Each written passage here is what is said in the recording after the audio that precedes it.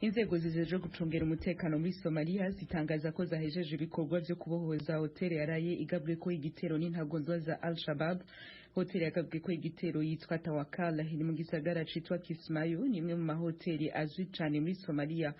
Umushikiranganje wo kwivuna abansi muri ico gihugu yabwije rya Amerika mu rurimi rw'Igisomali ko ibikorwa vyo kubohoza iyo hoteli ejo vyamaze amasaha agera kuri ndwi. Polisi ya Somalia ikavuga ko yivuganye intagondwa z'aba Al-Shabaab batatu muri bane bagavye ico gitero. Yagize ati bari bafise ibirwanisho vyinshi, uwa kane we yiturikirije ko ibibombe. Amaze kumenyekana ko baguye muri ico gitero n'icenda, barimo abasivile n'abasirikare, abakomeretse bakaba 47. Tukiri ku mugabane wa Afrika, ingabo za Ethiopia n'iza Eritrea zigaruriye igisagara citwa Awa cari kimaze imisi mu minwe y'abagwanira mu karere ka Tigray. Itorokanizo ry'amakuru y'abongereza AP ryatangaje ano makuru rivuga ko izo ngabo zigaruriye ico gisagara gikomeye nyuma y'aho ingabo zirwanira ku ruhande rwa Tigray zikinjuye nyuma yo kubura abarwanyi benshi. Ingabo za Eritrea na Ethiopia zigaruriye ico gisagara mu gihe ibiganiro hagati y'impande zishamiranye vyitezwe guhava bitangura uno musi kwa mbere muri Afrika y'Epfo. Ivyo biganiro turava tubigaruka ku makuru yacu ari imbere.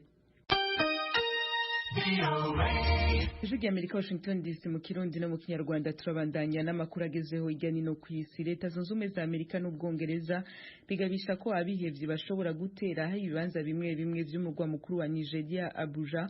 Mu itangazo ivyo bihugu vyasohoye vyavuze ko abihevyi bashobora gutera umwanya uwari wo wose ibibanza birimwo inyubakwa za leta, amashure, amasengero, amaduka manini, akorera amashirahamwe mpuzamakungu, ahari inyungu z'ibihugu vyo mu burengero n'ibindi bibanza bihurikiyemwo abantu benshi.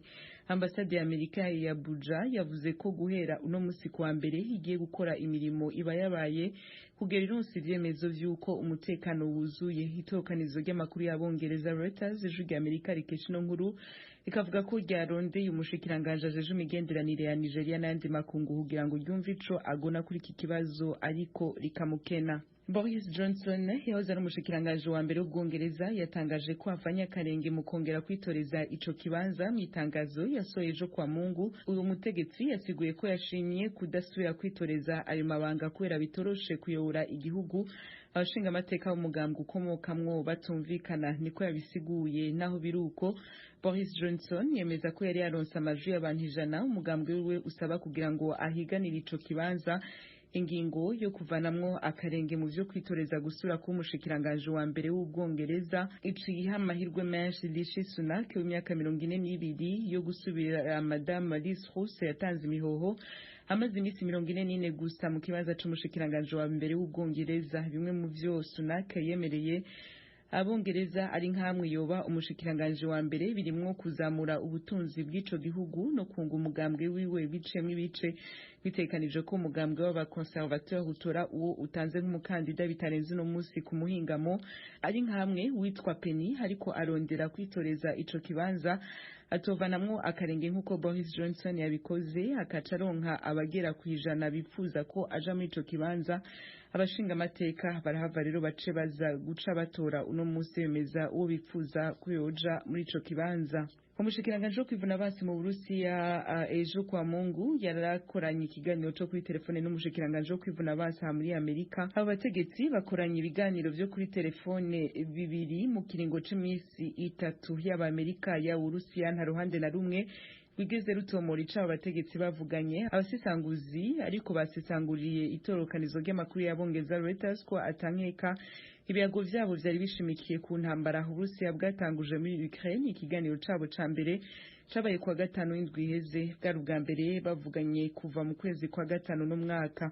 Umushikiranganje jeje imigenderanire y'Uburusiya n'ayandi makungu yavuganye kandi n'abandi bategetsi batatu mishamwe ryo kwivunira umwasi hamwe na Tom Mpfunyapfunyo. Babona bakaba ari umushikiranganje ajeje kwivuna basi mu Faransa Sébastien Lecornu, wo mu Bwongereza Ben, no muri Turki Hulusi Akar. Naho ivyo umushikiranganje ajeje kwivuna basi mu Rusiya yavuganye n'umushikiranganje wo kwivuna basi wa Amerika byagize ibanga. Yatangaje ko mu vyo yabwiye uw'Ubwongereza Ubufaransa, Turukiya birimwo ivyagirije vy'uko Ukraine yoba iri mu gutera urubombe ruhonyanganda mu Burusiya nigeze atanga ariko ibimenyetso bifatika y'ivyo vyagirije. Hagati aho ibiro vya President wa Amerika vyasohoye itangazo ryamiriza ivyo vyagirije vy'Uburusiya bivuga ko ari ivyagirije atawifatiye na Ukraine yateye ivyatsi.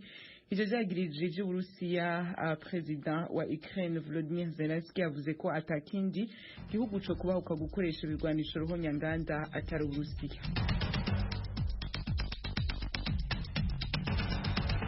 Urakoze Diane Ninahazwe mukomeje kumva radio y'ijwi ry'Amerika umvikanira kuri FM 104.3 mu Rwanda, mu Burundi liko mirongo migufi ya shortwave kuri metero 19 na 22, mushobora kandi kumva ibiganiro byacu muciye ku rubuga rwa internet kuri wayeshatu@radio.com na ku mbuga za YouTube, Facebook na Instagram. Adresse yacu ni radio yacu.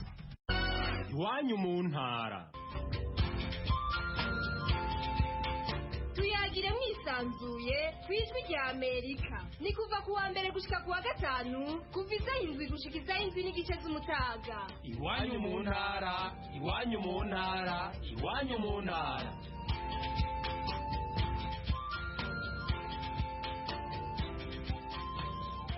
Minisiteri y'Uburezi mu Rwanda yafashe icyemezo cyo gufunga by'agateganyo mu gihe cy'ibyumweru 2 ishuri rikuru ry'imyuga rya RPIPRC ishami rya Kigali. Icyemezo minisiteri ivuga ko yafashe kugira ngo hakorwe iperereza ku mutungo rusange wa leta wibwe.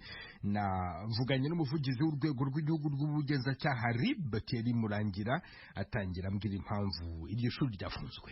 Icyemezo cyo gufunga IPRC Kigali mu gihe gito ni icyemezo cya guverinoma, ntabwo twe nk'urwego rw'ubugenzacyaha twagira icyo tuvuga kuri iki cyemezo, ariko iki cyemezo kizafasha gukora iperereza mu buryo bwisanzuye, cyane ko hari n'abakozi b'iri shuri bakekwa kuba baragize uruhare mu byaha biri gukorwaho iperereza, akaba ari ibyaha by'ubujura bikekwa ko byakozwe mu bihe bitandukanye muri iri shuri. None se ni uwuhe mutungo wanyerejwe ute, wanyerejwe nande? Hari ubujura bw'ibikoresho bitandukanye byibwe byifashishwa muri iri shuri, bikekwa ko byanyerejwe mu bihe bitandukanye, bikaba bikekwa ko byanyerejwe n'abakozi bakora muri iri shuri. Gusa hari n'ibikoresho bimwe bimaze kugaruzwa byagiye bifatirwa ahantu hatandukanye, harimo no mu macumbi ya bamwe mu bakozi. Uko byibwe, uwagize uruhare mu kwibwa ndetse n'ibyibwe, nizo ngingo ziri gukorwaho iperereza hariya muri iriya shuri. None se uko bivugwa ko hari abantu bafunzwe, abo bantu ni bande? Ni abanyeshuri, n'abarimu, ni bande? Nibyo koko harimo abafashwe bakekwa kugira uruhare muri ibyo byaha, harimo bamwe mu bakozi b'iri shuri, muri bo harimo umuyobozi w'iri shuri, harimo n'ushinzwe n'ubutegetsi no gucunga umutungo, ndetse n'ushinzwe na logistique n'abandi bakozi batandukanye. None se iri perereza mwatangiye gukora ryaba ari igisubizo ku nyandiko y'umugenzuzi mukuru Auditeur General ku mikoreshereze y'amafaranga? Ibyo umugenzuzi mukuru w'imari ya leta abonye mu igenzura akora, abiha ubugenzacyaha bukabikurikirana, ibigize icyaha bigashyikirizwa ubushinjacyaha nabwo bukabishyikiriza inkiko. Ariko hari n'ibindi byaha bigendanye n'inyerezwa ry'umutungo wa leta urwego rw'igihugu rw'ubugenzacyaha bumenya bishingiye ku kazi kabo ka buri munsi ko gutahura ibyaha. Hari n'ibyo tumenya biturutse ku baturage baba babimenye ntibabyihanganire, bakabigeza ku rwego rw'ubugenzacyaha bigakurikirana. Thierry Murangira, nkwibarize mu ijambo ryeye imbere y'abagize biro politike ya FPR, umukuru w'igihugu Paul Kagame yagarutse ku micungire myiza y'umutungo w'igihugu. Ibi bikorwa byaba bisobanura ko ijambo rye ryumviswe?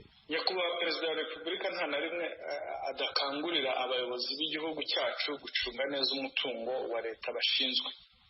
Natwe rero nk'urwego rw'ubugenzacyaha tugendera kuri izo mpanuro, ariko nanone biri mu nshingano z'urwego zo gukurikirana inyerezwa ry'umutungo ufitiye rubanda akamaro, kuko ari icyaha gikomeye mu mategeko ahana ibyaha mu Rwanda.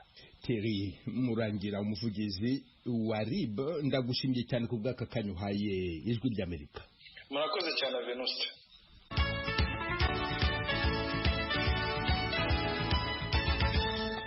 Igihugu cya Serbia cyahagaritse kwakira ku butaka bwacyo abarundi binjiraga batagira visa.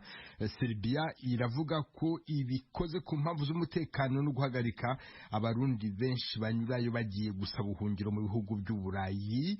Minisiteri y'Ububanyi n'Amahanga y'u Burundi yabwiye Ijwi ry'Amerika ko icyo cyemezo giciye ukubiri n'amasezerano ibihugu byombi byari bifitanye yo korohereza ababiturukamo kwinjira muri buri kimwe muri byo nta visa bagombye gusaba. Pierre Kavera niyo nkuru.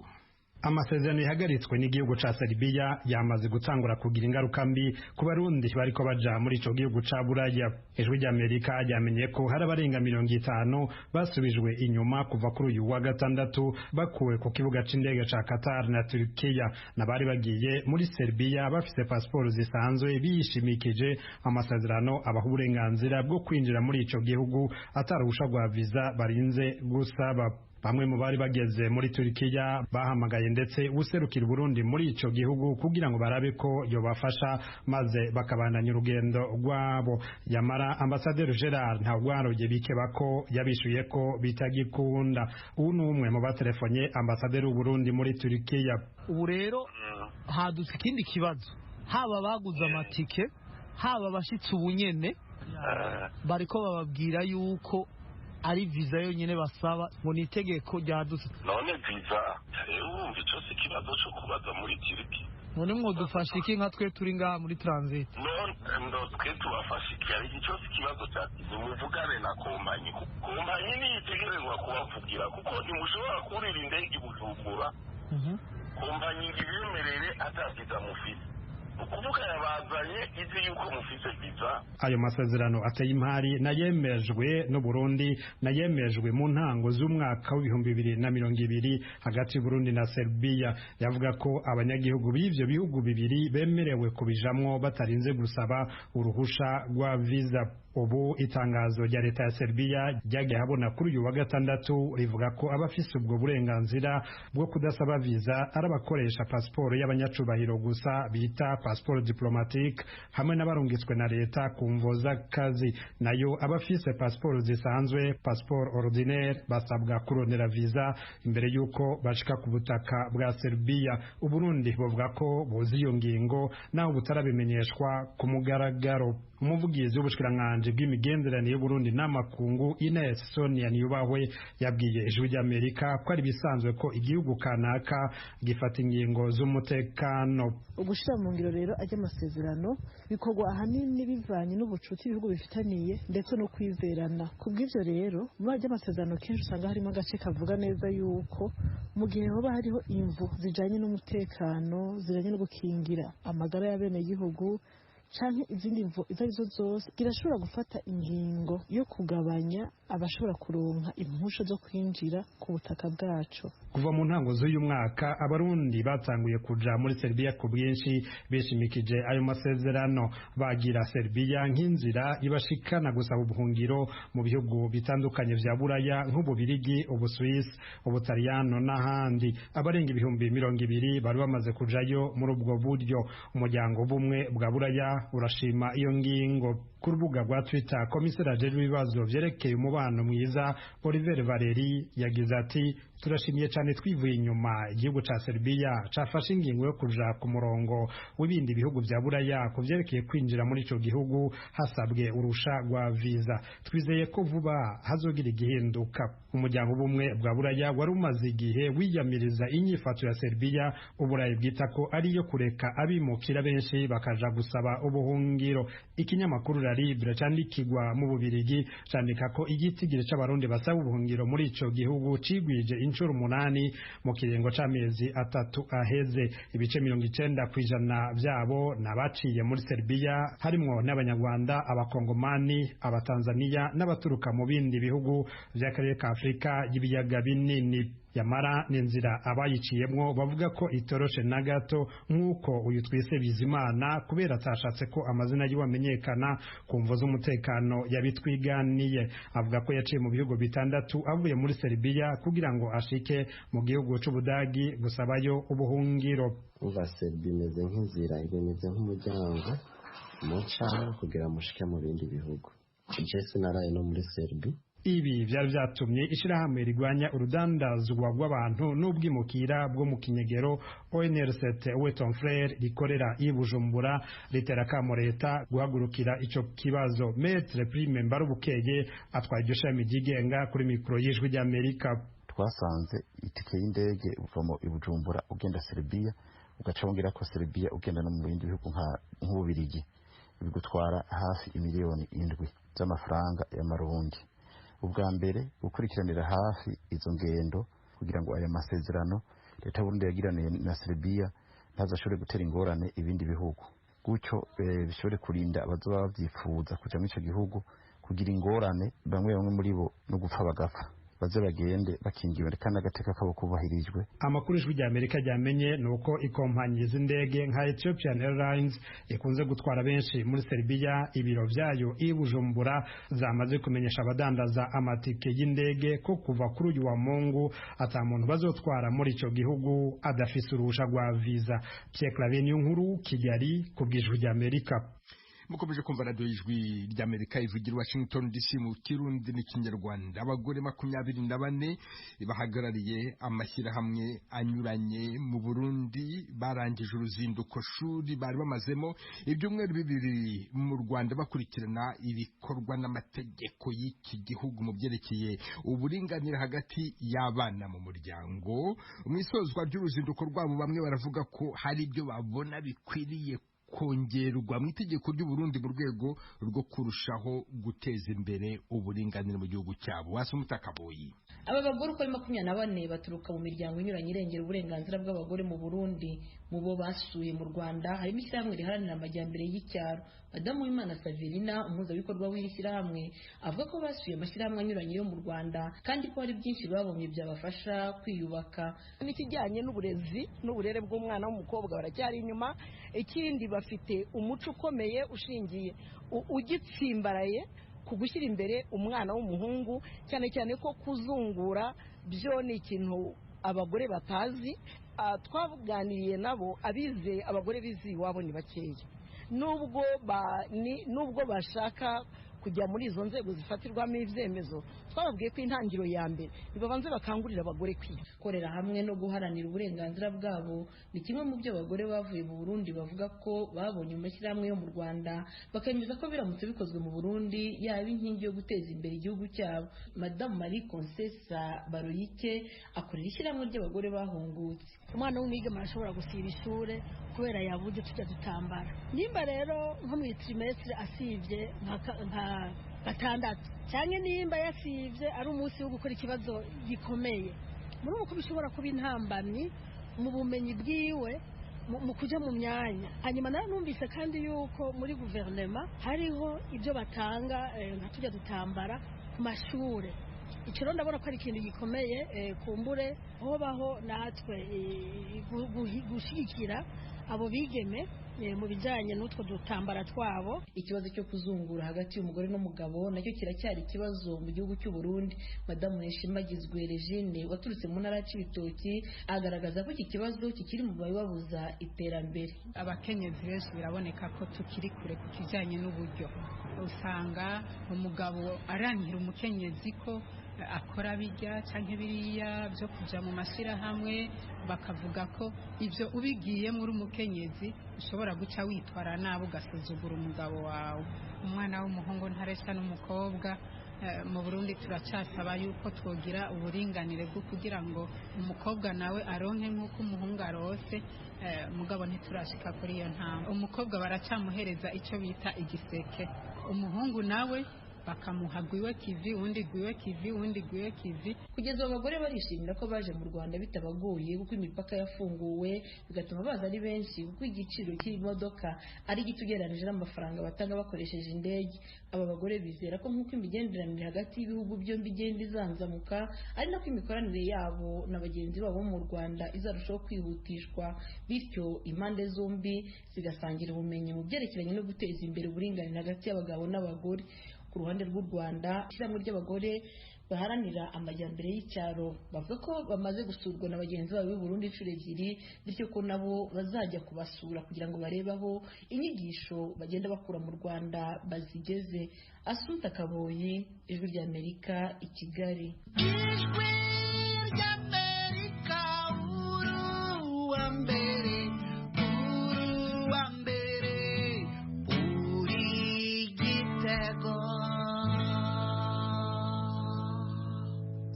Uburundi buratangaza ko imipaka yabwo n'u Rwanda ifunguye binyujije ku rubuga rwayo rwa Twitter. Minisiteri y'Ubutegetsi bw'Igihugu y'u Burundi yanditse ko imipaka yose y'u Burundi n'ibihugu bituranye ifunguye kuva ku itariki ya 30 z'ukwezi kwa 9. Iyo mipaka yari ifunguye ariko bitaratangazwa. Abahoze bakorera ku mupaka wa Kanyaru imirimo y'ubucuruzi buciriritse bari bamaze igihe bitegura guhita basubira mu kazi. Umunyamakuru w'Ijwi ry'Amerika Eric Bagirubusa yabasuye imipaka igifunze. Tariki ya 7 z'ukwezi kwa 3 uyu mwaka nibwo u Rwanda rwatangaje ku mugaragaro ko rufunguye imipaka yarwo yo ku butaka iruhuza n'ibihugu bituranye. Abanyarwanda baturiye imipaka ihuza u Rwanda n'u Burundi yari isanzwe ifunzwe bayiraye kwibaba bibwira ko baza kwemererwa kongera guhahirana n'abaturanyi. Imipaka ku bihugu byombi maze imyaka igera muri 7 ifunzwe. Ijwi ry'Amerika yaganiriye n'abaturiye umupaka wa Kanyaru mu majyepfo y'u Rwanda. Uyu musore yahoze yotsa inyama ku Kanyaru utarafungwa, ubacuruza serivisi z'itumanaho. Mu kwezi kwa 3 uyu mwaka nawe ari mu bumvise amakuru ko imipaka yafunguwe. Yabwiye Ijwi ry'Amerika uko byabagendekeye. Uwo munsi twari tuzi yuko nyine dushobora kwambuka tukajya i Burundi nk'ibisanzwe. Tariki 7 harageze tujya hariya ku mupaka imikuru immigration baduha utujeto. Twumvaga ko muri twe byarangiye tugomba kwambuka tukajya i Burundi. Kubane rwo hakurya twasanze abapolisi b'i Burundi batubwira bati twebwe ntago byemeye ko muzi, mwebwe iwanyu bakinguye ariko twebwe ntago turakingura, mugenewe mutegereje natwe tuzakingura. Leta ni ibitangaza baragarura mwiyumvise. Icyambere cyari dufite ibyishimo by'uko ubuzima bugiye kongera bukasubira ku murongo. Ntago byadushimishije ko bamwe muri twe bari bumvaga ko bagiye kwambuka hakurya bakabajya muri restaurant bakaka ibyo kurya, bakajya mu kabari bakaka icyo kunywa, cyane cyane kara kamosteri kaho abantu bumvaga ko bagiye kongera bakagasoma, ariko bagarukiye mu kiraro nta numwe bahageze. Kugera ku mupaka wa Kanyaru biboneka ko ubwigunge ari bwose kuri rubanda, nta rujya n'uruza ruri kuri uyu mupaka. Bamwe basigaye barya bigoranye nk'imwe mu ngaruka zo gufungwa ku mipaka. Aba twabasanze bigunze babuze iyo berekeza. Twicaye ku muhanda gucya gusa no kujya kwacu n'Imana kubera umupaka ugifunguye, no twabaga dufite ubuzima hano turi ba mucoma, abandi ari abakokayi, abandi ari abakatamatike, mbega Barundi n'Abanyarwanda tugendana ariko ubu ngubu wapi. Ubu no kuza hano nyine kuba ari ukugira bwire kugira umuntu aba yihozahoza ntabe aratongana n'umugore mu rugo. Ku itariki ya 18 z'ukwezi kwashize kwa 5 uyu mwaka nibwo umukuru wa guverinoma y'u Rwanda Bwana Edouard Ngirente yatangaje ko ibiganiro hagati y'u Rwanda n'u Burundi biri ku rwego rushimishije. Minisitiri w'Intebe yabwiye abanyamakuru ko hari amizero ko imipaka ishobora gufungurwa mu bihe bitarambiranye. Ibiganiro bihagaze neza, nababwira ko umwana wacu mu Burundi urimo kubyuka ujya heza. Nta details ariko ndagira mbabwire ko umubano wacu n'u Burundi urimo kugenda ubyuka umera neza, n'imipaka izafungurwa mu gihe cya vuba. So icyizero kirahari kandi ni icyemezo cyafashwe n'ibihugu byombi cyo kugira ngo umubano ubyuke kandi ubyuke neza. Kuba turiye imipaka ihuza ibihugu byombi nabo bari maso ko igihe yaramuka ifunguwe biteguye kwibyaza umusaruro. Ku Kanyaru umushinga mupaka Shamba Letu wita ku bagore bakora imishinga iciriritse, Ijwi ry'Amerika yasanze uri guhugura abagore bahoze bakora ubucuruzi buciriritse bwambukiranya imipaka. Madamu Gerardine niyo duhorana umukozi w'uwo mushinga yabwiye Ijwi ry'Amerika icyo bagamije mu guhugura aba bagore mbere y'uko imipaka ifungurwa. Turabegeranya mu matsinda mato tukabasha kubahugura, tubaha ibiganiro bitandukanye ku butabera n'amahoro, kwirinda urugomo n'intambara za hato na hato hagati yabo, kandi noneho tukabafasha no gusobanukirwa uburyo bwo gukorera mu itsinda ndetse no kwibumbira mu makoperative, aho tubigisha amahame agenga amakoperative mu Rwanda kugira ngo nubwo umupaka ufunze ariko igihe cyose bazaba bashobora kongera kwinjira muri bwa bucuruzi bazakore ubucuruzi bunoze bugendeye ku mategeko kandi butarangwa n'amakimbirane. Madamu Jacqueline Manirakiza we ni umwe mu bagore bari gufata ubumenyi ku bucuruzi bwa kimwuga buciriritse bwambukiranya imipaka. Asobanura ko igihe imipaka yanamuka ifunguwe bizababera akaryo ku iterambere ryabo. Baramutse bafunguye imipaka, uburyo tubyiteguyemo, tugiye gushaka uburyo dushaka mutahe amafaranga, ubundi tugatangira tugakora, tugashaka uburyo dushaka ibyangombwa. Ubu akarusho karimo mbona tugiye gutera intambwe ahubwo zirenze izo twari turimo, ahubwo tugiye kugira ubukungu burenze ubwo twari dufite mbere. Saba abagore gusa bari guhugurwa uko bazacuruza igihe imipaka izaba ikinguye ku mpande zombi, bemeza ko biteguye kuba bahita batangira gukora. N'abadafite icyo bakora kugeza ubu baravuga ko bahita bakubirana ayo mahirwe ntabapfira ubusa. Kungubu turirwa hano ku muhanda, twabona moto tukayoza, twabona imodoka tukayoza, ariko nakazi katizewe nyine kuko isaha n'isaha tutaba tuzikiri buze. Ariko ubu umupaka ufungutse twakongera tugakora tugasubira mu mirimo yacu tukongera tukabona amafaranga. Tubyiteguye neza cyane, twe abantu batuye muri aka gace bose ubuzima bwabo bushingiye kuri uyu mupaka.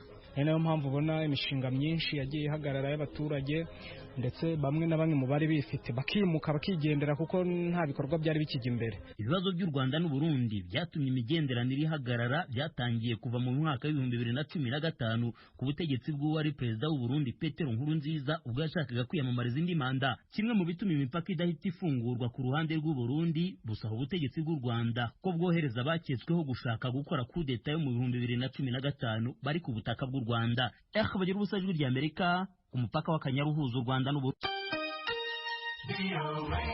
Ubwongereza butegereje kumenya minisitiri w'intebe mushya. Rishi Sunak wari minisitiri w'imari niwe umaze kugira abadepite benshi bamushyigikiye bararenga 170. Undi wifuza uwo mwanya ni Penny Mordaunt wahoze ari minisitiri w'ingabo, afite abataragera kuri 30. Aracyashakisha amushyigikira kugira ngo agere ku 100. Biteganijwe ko isaa 8 niba nta wundi ubagejejeho Rishi Sunak ahita aba minisitiri w'intebe. Penny Mordaunt aramutse ababonye icyo gihe amatora yakomereza kubarwanashyaka bakaba aribo bazahitamo umwe w'aba minisitiri w'intebe. Nibutse ko Liz Truss yeguye kuri umwanya mu cyumweru gishize, awumazeho gusa iminsi 45. Yari yasimbuye Boris Johnson watangaje ko ataziyamamaza.